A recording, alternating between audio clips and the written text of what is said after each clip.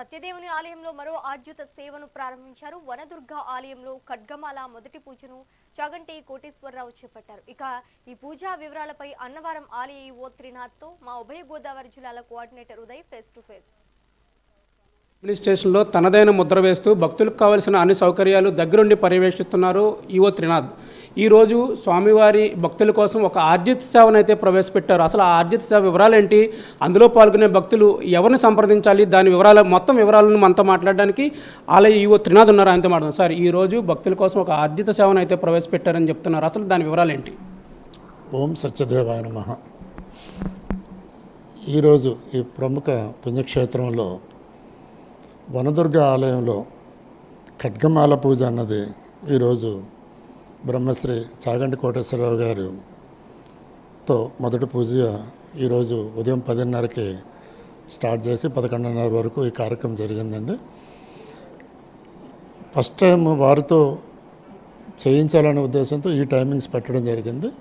మనం రెగ్యులర్గా ఏంటంటే ప్రతి శుక్రవారం ఉదయం 7:30కి ఈ కార్యక్రమం మొదలై 8:30 వరకు ఈ పూజా కార్యక్రమం ఖడ్గమాల పూజ అనేది జరుగుతుందండి. ఒక్కొక్క టికెట్ దంపతులకి 1116లుగా నిర్ణయించడం జరిగింది. ఈ భక్తులు కొబ్బరికాయ, అరటిపళ్ళు మాత్రం తెచ్చుకుంటే సరిపోతుంది. మిగిలిన పూజా సామాగ్రి అంతా దేవస్థానమే ఏర్పాటు చేయడం జరుగుతుంది.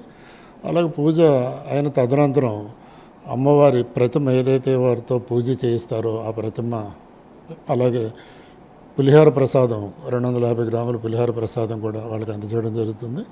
ఆ తదనంతరం స్వామివారి శేషవస్త్రం, రవికెల వస్త్రంతో పాటు వాళ్ళకి వేదాశీర్వచనం కూడా భక్తులకి అందించడం జరుగుతుంది.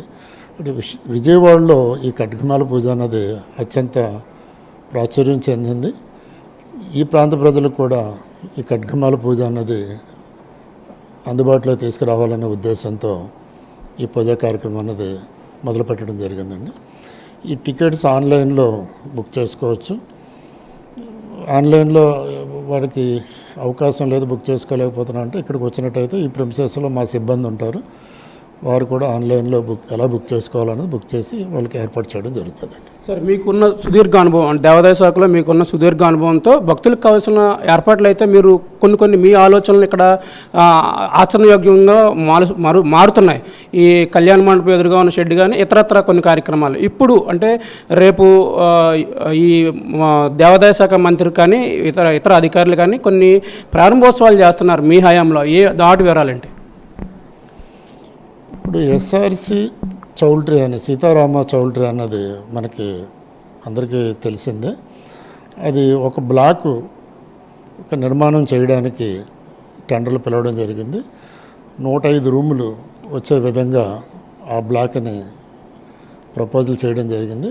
11,50,00,000తో అది నిర్మాణం చేసే పనిని శంకుస్థాపనకి గౌరవ మంత్రివర్య వారిని పిలవడం జరిగింది.